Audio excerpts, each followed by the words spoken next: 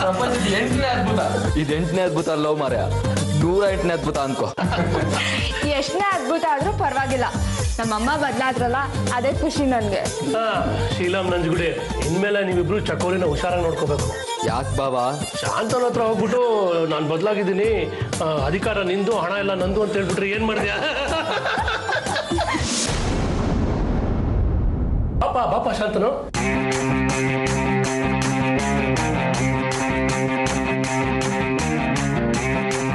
ಏನ್ ವಿಷಯ?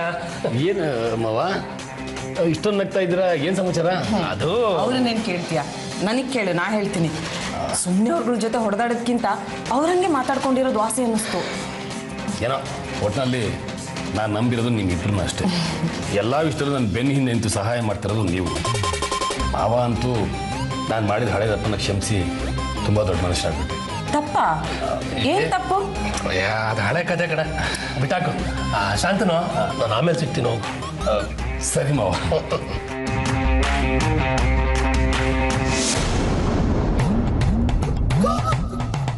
ಚಕೋರಿ, ಶಾಂತನು ನೋಡಿದ್ಯಾ ಎಷ್ಟು ಸುಲಭವಾಗಿ ಯಾಮಾರ್ಬಿಟ್ಟ?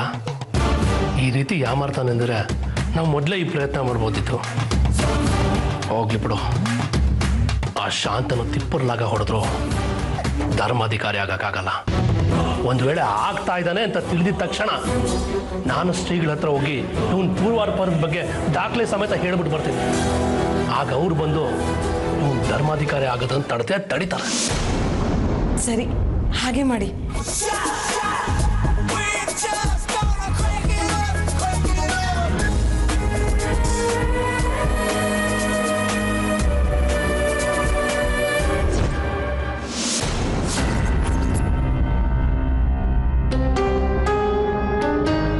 ನಾವು ಏನು ಹೇಳಕ್ ಆಗ್ತಿರೋ ಪರಿಸ್ಥಿತಿಲಿ ಇದೀವಿ ಅಂದ್ರೆ ನಾವು ಕೂಡ ಯಾವುದೋ ಪರಿಸ್ಥಿತಿ ಕೈಗೊಂಬೆ ಆಗಿದೀವಿ ಅಂತಾನೆ ಅರ್ಥ.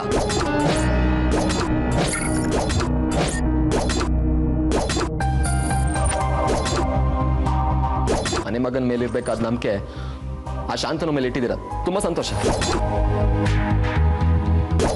ಆದ್ರೆ ನನ್ನ ಕಣ್ಣಲ್ಲಿರೋ ಸಂಕಟ ನಿಮ್ಗೆ ಅರ್ಥ ಆಗ್ತಾ ಇಲ್ಲ. ಹೋಗೋ ದಾರಿಯಲ್ಲಿ ಕೆಲವೊಂದು ತಪ್ಪ ಆಗಿರ್ಬೋದು, ಆದ್ರೆ ಆ ತಪ್ಪಿನ ಹಿಂದೆ ಈ ಮನೇಲಿ ನಡೆಯೋ ತಪ್ಪನ್ನ ತಡೆಯೋದಾಗಿತ್ತು ಅಷ್ಟೇ. ಸುಳ್ಳು ಹೇಳೋದು, ಇನ್ನೊಬ್ರು ನೋವಲ್ಲಿ ಖುಷಿ ಪಡೋದು ಈ ಮನೆ ನಂಗೆ ಕಲ್ಸಿಲ್ಲ.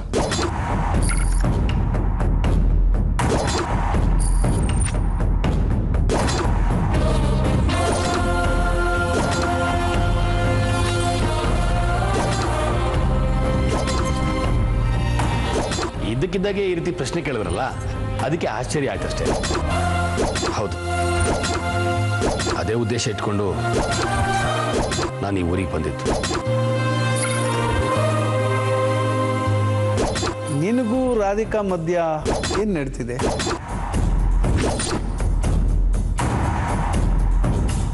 ಶೀಲಂ, ಶೀಲಂ, ದೊಡ್ಡಪ್ಪ,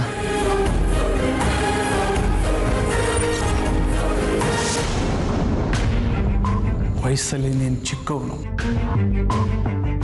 ಆದರೆ ನಿನ್ನ ಮಾತುಗಳು ನನ್ನ ತಲೆಯಲ್ಲಿ ಸುಳಿದಾಡ್ತಾ ಇದೆ. ಎದೆಯಲ್ಲಿ ಏನೋ ತಳಮಳ.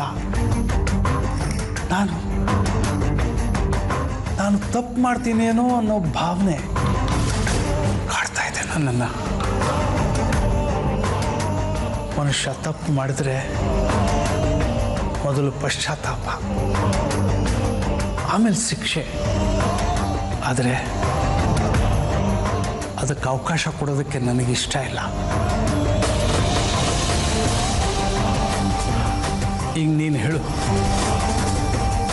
ಶಾಂತನ ವಿರುದ್ಧ ನಿನ್ನ ಹತ್ರ ಬಲವಾದ ಸಾಕ್ಷಿ ಇದ್ರೆ ನನ್ನ ಎದುರಿಗೆ ತಂದಿಡು. ಅವನು ಧರ್ಮಾಧಿಕಾರಿ ಆಗೋದನ್ನು ನಾನು ತಡೆ ಹಿಡಿತೀನಿ.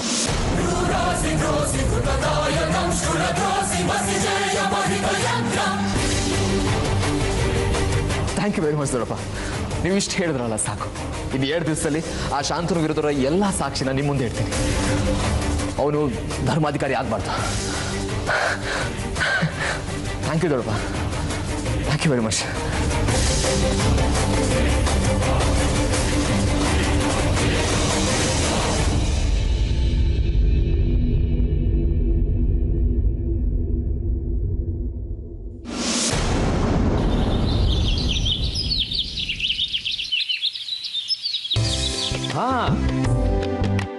ಓಕೆ ವಿವೇಕಣ್ಣ, ಸರಿ ಬನ್ನಿ ಬನ್ನಿ. ಯಾರ್ದು ಫೋನ್? ವಿವೇಕಣ್ಣ ಫೋನ್ ಮಾಡಿದ್ದ. ಹೌದಾ? ಏನಂತೆ? ಇನ್ನು 2 ದಿವಸದಲ್ಲಿ ಗೋಕುಲಪುರಕ್ಕೆ ಅವನೇ ಬರ್ತಾನಂತೆ, ಅದು ಅಮ್ಮನ ಕರ್ಕೊಂಡು. Wow, super. ಸರಿ ಗುರುಜಿ, ನೀವು ಹೇಳಿದಾಗೆ ಆಗಲಿ ಗುರುಜಿ. ನೀವು ಹೇಳಿದಕ್ಕೆಲ್ಲ ನಮ್ಮ ಒಪ್ಪಿಗೆ ಇದೆ. ಆಯ್ತು, ಚೆನ್ನಾಗಿ ಕೆಲಸ ಮಾಡ್ಕೊಂಡು ಹೋಗ್ತೀವಿ. ಆಯ್ತು ಗುರುಜಿ, ನಮಸ್ಕಾರ. ನಮಸ್ಕಾರ.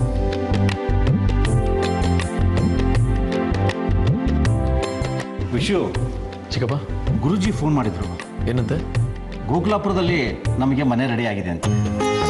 ಮಠದ ಆಶ್ರಯದಲ್ಲಿ ಹಳೆ ಧರ್ಮಾಧಿಕಾರಿ ಕುಟುಂಬ ಇರಬೇಕು ಅನ್ನೋದು ಅವರ ಆಸೆ. ನಾನು ಹೊಂದಿದ್ದೀನಿ. ಆದರೂ ಚಿಕ್ಕಪ್ಪ, ಹೋಗೋದು ನನಗೆ ಯಾಕೋ ಸರಿ ಕಾಣಿಸ್ತಾ ಇಲ್ಲ. ವಿಶು, ಯಾಕೆ ಹಾಗೆ ಅನ್ಕೋತೀಯ? ಇದು ಮಠದ ನಿರ್ಧಾರ. ಇಷ್ಟು ದಿವಸ ನಾವು ಬದುಕಿದ್ದು ಅವ್ರ ಆಶ್ರಯದಲ್ಲೇ ಅಲ್ವಾ? ಅವ್ರಿಗೂ ಮನಸ್ಸಿಗೆ ನೋವಾಗಿರುತ್ತೆ ನಮ್ಮಿಂದ ಎಲ್ಲ ಆಸ್ತಿ ಕಿತ್ಕೊಂಡಿದ್ದಕ್ಕೆ. ಅದಕ್ಕೆ ಊರಲ್ಲಿರೋದಕ್ಕೆ ವ್ಯವಸ್ಥೆ ಮಾಡಿದ್ದಾರೆ. ನಾವು ಬೇರೆ ಮೊದಲೇ ಬರ್ತೀವಿ ಅಂತ ಹೇಳಿದ್ದೀವಿ. ಈಗ ಬರಲ್ಲ ಅಂತ ಹೇಳಿದ್ರೆ ಅವ್ರಿಗೂ ಬೇಜಾರಾಗಲ್ವಾ ಹೇಳು? ಸರಿ, ಅಲ್ಲೇ ಇರೋಣ. ಅರೆ, ಏನಿದು ರಮ್ಯ, ಮದುಮಗಳು ನಾಚೋ ಹಾಗೆ ಡ್ರೆಸ್ ಮಾಡ್ಕೊಂಡ್ಬಿಟ್ಟಿದ್ಯಾ? ನಾವು ಹೋಗ್ತಾ ಇರೋದು ಧರ್ಮಾಧಿಕಾರಿ ಆಯ್ಕೆಗೋ ಅಥವಾ ಮದುವೆಗೋ?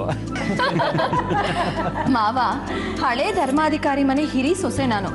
ಸಿಂಪಲ್ ಸೀರೆನಲ್ಲಿ ಹೋಗೋದಕ್ಕಾಗೋದಿಲ್ಲ ಅಲ್ವಾ? ಪ್ರದೀಪ. ಹಾ ಡ್ಯಾಡ್, ಅರ್ಥ ಆಯ್ತು ಬಿಡಿ. ಯಾಕೆ ನೀವೆಲ್ಲ ನಗ್ತಾ ಇದ್ದೀರಾ? ಏನಿಲ್ಲ ರಮ್ಯಾ, ಬಂದಿರೋರ್ ಕಣ್ಣು ನಿನ್ ಮೇಲೆ ಬೀಳ್ದೇ ಇರೋ ಹಾಗೆ ನೋಡ್ಕೋ ಅಂತ ಅಪ್ಪ ಮಗನ್ ಹೇಳ್ತಾ ಇದ್ದಾನೆ.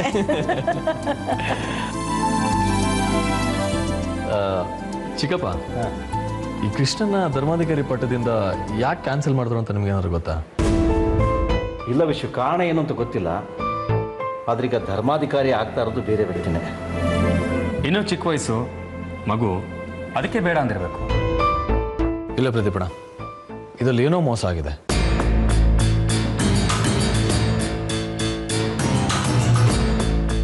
ಮಠದ ನಿಯಮದ ಪ್ರಕಾರ ಒಂದ್ಸಲ ಹೆಸರು ಅನೌನ್ಸ್ ಆದಮೇಲೆ ಅದ್ರ ಬದಲಾವಣೆ ಮಾಡೋದಕ್ಕೆ ಅಂತ ಸ್ಟ್ರಾಂಗ್ ರೀಸನ್ ಇರಬೇಕು.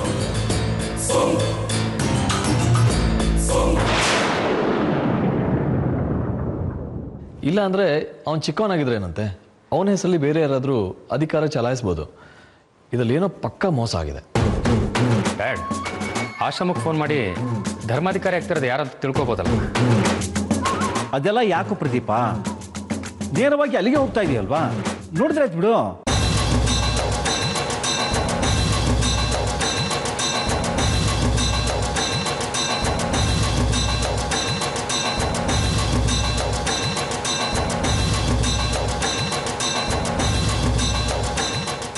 ಏನ್ ಯೋಚನೆ ಮಾಡ್ತಾ ಇದೀಯ ವಿಶು? ಏನಿಲ್ಲ ಅಜ್ಜಿ, ಏನೋ ಬೇಡವಾಗಿರೋದು ಮನ್ಸಿಗೆ ಬಂದು ಹೋಯ್ತು.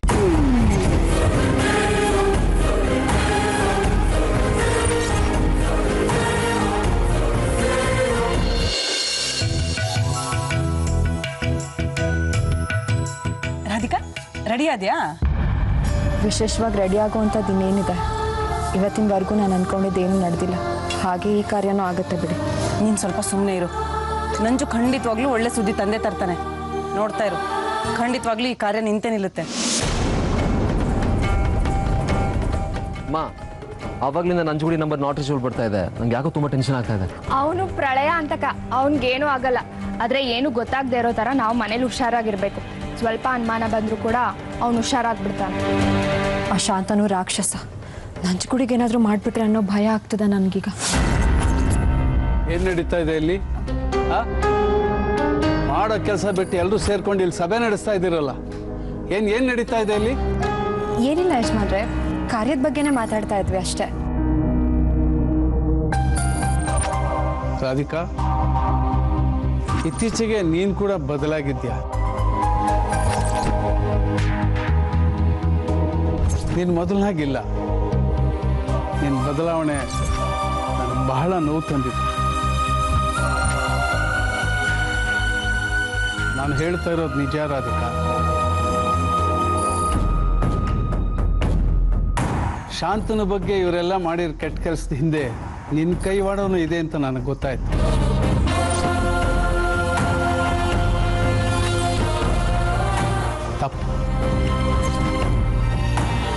ಇರಲಿ ಬಿಡು, ಅದ್ರ ಬಗ್ಗೆ ಆಮೇಲೆ ಮಾತಾಡೋಣ.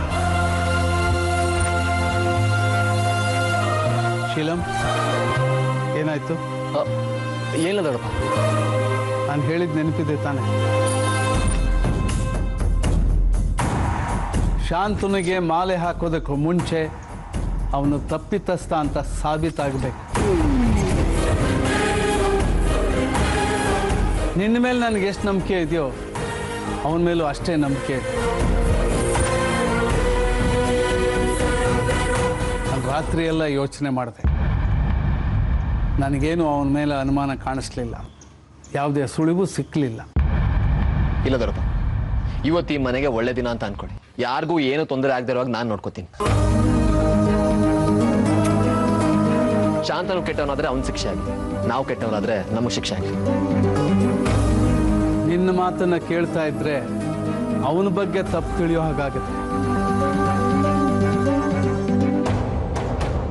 ಅವನ ಮಾತಲ್ಲಿರೋ ಆತ್ಮವಿಶ್ವಾಸ ನೋಡಿದ್ರೆ ನಿನ್ನ ಮೇಲೆ ಅನುಮಾನ ಉಂಟಾಗುತ್ತೆ.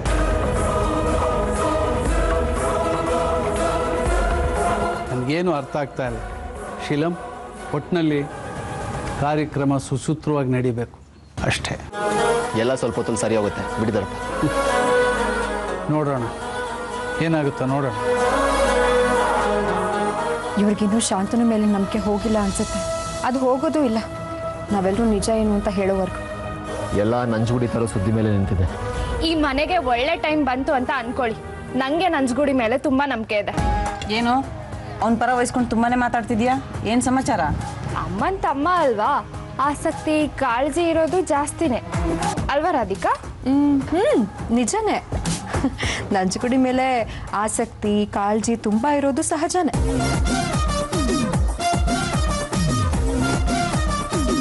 ರಾಧಿಕಾ, ಇವಳು ಯಾಕೆ ಈಗ ನಾಚ್ಕೊಂಡು ಹೋದ್ಲು? ಅಯ್ಯೋ ದಡ್ಡ ನೀನು, ಏನೂ ಅರ್ಥ ಆಗಲ್ಲ. ನಂಜುಗುಡಿ ಕಂಡ್ರೆ ಜಾನಕಿಗೆ ಇಷ್ಟ ಅನ್ಸುತ್ತೆ. ಹೌದಾ? ಇದಕ್ಕಿಂತ ಒಳ್ಳೆ ಸುದ್ದಿ ಏನಿದೆ? ನಂಜುಗುಡಿ ಅಂತ ಒಳ್ಳೆ ಹುಡುಗ ಜಾನಕಿಗೆ ಸಿಗ್ತಾನ? ನನಗಂತೂ ತುಂಬಾ ಖುಷಿ ಆಗ್ತದೆ. ಅಮ್ಮ ನಿಂಗೆ? ಈ ವಿಚಾರ ನನಗೆ ಮೊದಲೇ ಗೊತ್ತಿತ್ತು, ನನಗೂ ಖುಷಿ ಆಗ್ತಿದೆ ಕಣೋ.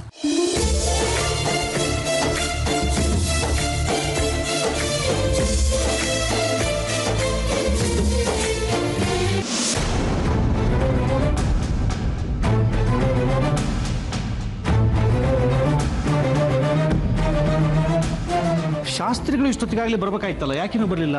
ಬರ್ತಾರ ಬಿಡಿ, ಬರೋ ಟೈಮ್ ಆಯ್ತು. ಈ ವಿಷಯ ಏನಾಗಿದೆ? ಯಾಕೆ ಕೂತಿದ್ದಾನೆ?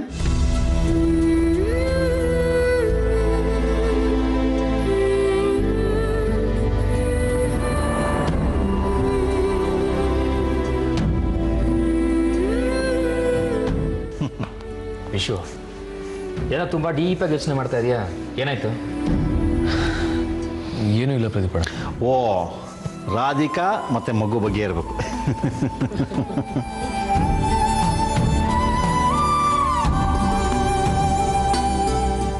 ನೋಡಿ ವಿಷಯ, ಸುತ್ತಮುತ್ತ ಎಷ್ಟು ಹುಡುಕಿದ್ರು ರಾಧಿಕಾ ಮತ್ತೆ ಮಗು ವಿಷಯ ಗೊತ್ತಾಗ್ತಿಲ್ಲ ಅಂದರೆ ಇಲ್ಲಿದ್ದು ಹುಡುಕೋದ್ರಲ್ಲಿ ಯಾವ ಅರ್ಥನೂ ಇಲ್ಲ. ನಾವು ಕೆಲಸ ಮಾಡೋಣ, ಆ ಊರಿಗೆ ಹೋಗ್ಬಿಡೋಣ. ಅಲ್ಲಿದ್ದು ಸುಮ್ಮನೆ ಕೂತ್ಕೊಳ್ಳೋದು ಬೇಡ, ಹುಡುಕಾಟ ಮಾಡೋಣ. ಇವತ್ತಲ್ಲ ನಾಳೆ ಅವ್ರು ಖಂಡಿತ ಸಿಕ್ಕೇ ಸಿಗ್ತಾರೆ, ಯೋಚನೆ ಮಾಡಬೇಡ. ಚಿಕ್ಕಪ್ಪ, ಮನ್ಸಲ್ಲಿ ಏನೋ ಒಂಥರ ಗೊಂದಲ, ಒಂಥರ ಖುಷಿ, ಒಂಥರ ದುಃಖ. ಇವತ್ತೇನೋ ಆಗುತ್ತೆ ಅಂತ ಆತಂಕ. ಯಾಕೆ ಹಿಂಗಾಗ್ತಿದೆ ಅಂತ ಗೊತ್ತಾಗ್ತಿಲ್ಲ.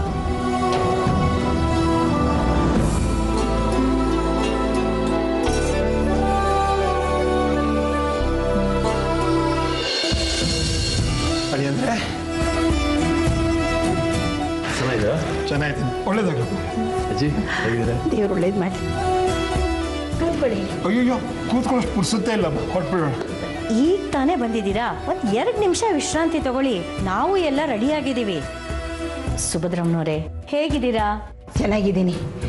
ಎಲ್ಲಿ ರುಕ್ಮಿಣಿ ವಿವೇಕ್ ಇನ್ನೂ ಬಂದಿಲ್ವಾ? ವಿವೇಕ್ ಮತ್ತೆ ಅತ್ತೆ ಇನ್ನು 2 ದಿನದಲ್ಲಿ ಬಂದ್ಬಿಡ್ತಾರೆ. ವಿವೇಕ್ ಪೂರ್ತಿ ಗುಣ ಆಗಿದಾರಂತೆ. ಓಡಾಡ್ತಾ ಇದಾರಂತೆ. ಹೌದಾ? ಬರೀ ಓಡಾಡ್ತಾ ಇಲ್ಲ, ಓಡ್ತಾ ಇದ್ದಾನಂತೆ. ಸಂತೋಷ. ಏನಪ್ಪ ಪರಂದಾಮನ್ ದಯೆ, ಎಲ್ಲ ಒಳ್ಳೆ ಸುದ್ದಿನೇ ಸಿಗ್ತಾ ಇದೆ. ನನ್ನ ಮಗಳು ಒಳಿ ಅಂದರೆ ಈ ಮನೆಗೆ ಬಂದು ಸಂಸಾರ ಮಾಡಿಬಿಟ್ರೆ ನನಗಷ್ಟೇ ಸಾಕು. ಶಾಸ್ತ್ರಿಗಳೇ, ಇದು ನಿಮ್ಮೊಬ್ಬರ ಆಸೆ ಅಲ್ಲ, ನಮ್ಗೆಲ್ಲರ ಆಸೆ. ಈ ಆಸೆ ಈಡೇರುತ್ತೆ ಅನ್ನೋ ನಂಬಿಕೆ ನಮ್ಗೆಲ್ರಿಗೂ ಇದೆ. ಖಂಡಿತ ಖಂಡಿತ. ಈಗೇನು ಮಾಡೋದು ಶೀಲಂ? ಸ್ವಲ್ಪ ಹೊತ್ತಲ್ಲಿ ಶಾಂತನಿಗೆ ಮಾಲೆ ಹಾಕ್ಬಿಡ್ತಾರೆ. ಅಷ್ಟರೊಳಗಡೆ ನಾವೇನಾದರೂ ಮಾಡಬೇಕು. ಇನ್ನೂ ಟೈಮ್ ಇದೆ. ನಂಜುಗುಡಿ ಮೇಲೆ ನಂಗೆ ನಂಬಿಕೆ ಇದೆ. ಅವ್ನು ಒಳ್ಳೆ ಸುದ್ದಿ ತಗೊಂಡು ಬರ್ತಾನೆ, ಶೋರ್.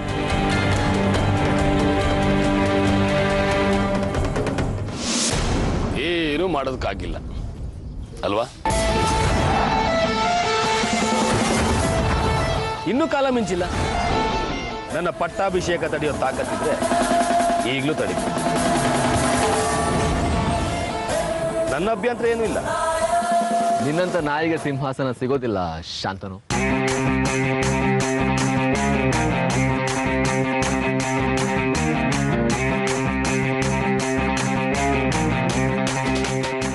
ಯಾರು ನಾಯಿ ಯಾರು ಮಹಾರಾಜ ಅಂತ ಇನ್ನು ಸ್ವಲ್ಪ ಹೊತ್ತಲ್ಲೇ ಗೊತ್ತಾಗುತ್ತೆ. ಖಂಡಿತ ಇವತ್ತೇ ಗೊತ್ತಾಗುತ್ತೆ, ಯೋಚನೆ ಮಾಡಬೇಡ. ಹೋಗು, ನಿನ್ನ ಧರ್ಮಾಧಿಕಾರಿ ಪೀಠ ಕಾಯ್ತಾ ಇದೆ. ಪಾಪ ಅದಕ್ಕೆ ಯಾರು ಗತಿ ಇಲ್ಲ ಅಂತ ಹೇಳಿ ನಿನ್ನಂತ ಸೂಪರ್ ಸ್ಟಾರ್ ನಿರೀಕ್ಷೆಯಲ್ಲಿದೆ. ಹೋಗು ಹೋಗು. ಏನು ಮಾತಿನ ದಾಟಿ ಬದಲಾಗಿದೆ? ಅಂದ್ರೆ ಶೀಲಂಗೆ ಅಷ್ಟು ಪಕ್ಕ ಇದೆ, ನೀನು ಪೀಠದ ಮೇಲೆ ಕೂರೋದಿಲ್ಲ ಅಂತ. ಇನ್ನೂ ಅನುಮಾನಗಳಿಗೆ ನನ್ನ ಮೇಲೆ? ಒಂದು ಸಲ ಹೋಗಿ ಮಾಲೆ ಹಾಕೋ ಜಾಗದಲ್ಲಿ ನೋಡಿ ಗೊತ್ತಾಗುತ್ತೆ ತಯಾರಿ ಹೇಗ್ ನಡೀತಾ ಇದೆ ಅಂತ. ಪುರೋಹಿತರು ಮಂತ್ರ ಹೇಳಿದ ತಕ್ಷಣ ಮದ್ವೆ ಆಗೋದಿಲ್ಲ. 3 ಗಂಟೆ ಹಾಕಿ 7 ಹೆಜ್ಜೆ ಹಿಟ್ ಮೇಲೆ ಅದ್ ಮದ್ವೆ ಅಂತ ಅನ್ನಿಸ್ಕೊಳ್ಳೋದು. ನಿಂದು ಅಷ್ಟೇ, ಧರ್ಮಾಧಿಕಾರಿ ಮಾಲೆ ಹಾಕಿ 2 ದಿನ ಆದ್ಮೇಲೆ ಧರ್ಮಾಧಿಕಾರಿ ಅಂತ ಅನ್ನಿಸ್ಕೊಳ್ಳೋದು. ಗೊತ್ತಿದೆ ನನಗೆ. ಮೈತ್ರಿನ ಹುಡ್ಕೋಕೆ ಆ ನಾಯಿ ನಂಜುಗುಡಿ ಹೋಗಿದ್ದಾನೆ. ಆದ್ರೆ ಮೈತ್ರಿ ಅವನಿಗೆ ಸಿಗೋದಿಲ್ಲ.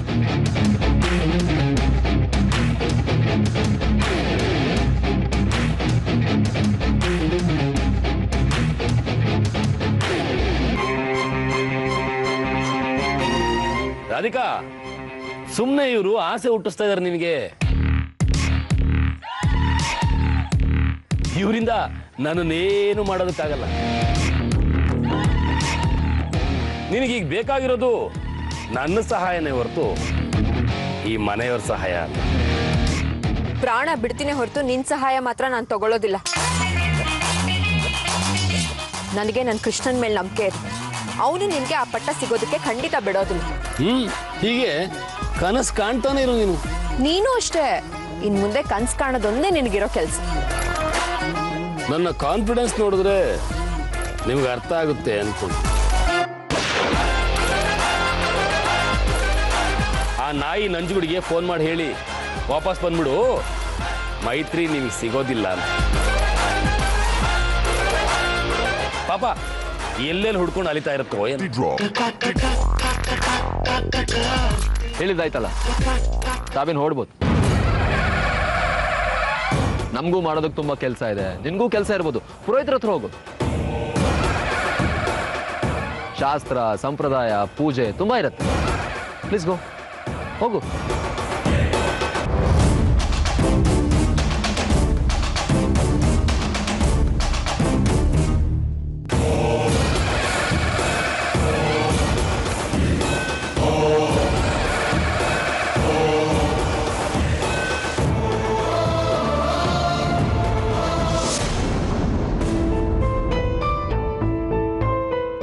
ವಿಷ್ಣು ಅವರೇ, ಮನುಷ್ಯ ಎಷ್ಟೇ ಬಲಿಷ್ಠನಾದರೂ ಒಂದಲ್ಲ ಒಂದು ದಿವಸ ದೇವ್ರ ಮುಂದೆ ಸೋಲ್ಲೇಬೇಕು.